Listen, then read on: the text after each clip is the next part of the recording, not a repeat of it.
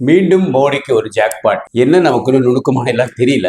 இருந்தாலும் ட்ரம்ப் அவரா இறங்கி வந்து 18% நம்ம நாட்டு இறக்குமதிக்கு வரி போட்டிருக்கிறார்.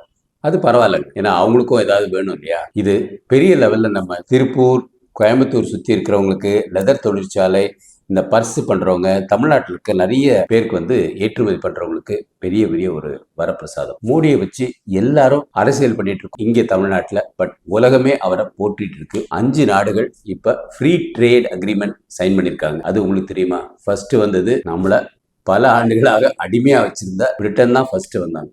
அதுவே உலகத்துக்கு ஒரு ஆச்சரியத்தை கொடுத்துச்சு. 2வது அப்படியே ஐரோப்பா யூனியன் அப்படியே வந்தாங்க. பக்கத்துல ஒமான், நியூசிலாந்து, இந்த 5 நாடும், அப்புறம் இன்னொரு நாடு எது உங்களுக்கே தெரியும், நம்ம ட்ரம்ப், டொனால்ட் ட்ரம்ப். இந்த டொனால்ட் டக் இருக்குல்ல, அது மாதிரி அவரு பவிட்டு வந்துட்டாரு நம்ம இந்தியா கிட்ட. இவங்க விட்டா கடைசியில் ரஷ்யாவும் சைனா கூட போய் சேர்ந்துருவாங்கடா அப்படிங்கிற ஒரு சிந்தனையில் வந்துட்டாரு.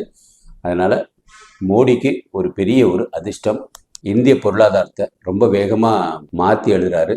இந்தியா பக்கம் உலகமே திரும்பி பார்க்குது. நம்ம தான் அவருக்கு ஒரு பெரிய ஒரு மரியாதை கொடுக்க மாட்டோம். ஆனா இனிமேல் அவருடைய தலைமை எல்லாரும் மரியாதையோடு பார்ப்பாங்க. வாழ்க பாரதம், வளர்க தமிழ், ஒளிரட்டும் தமிழகம்.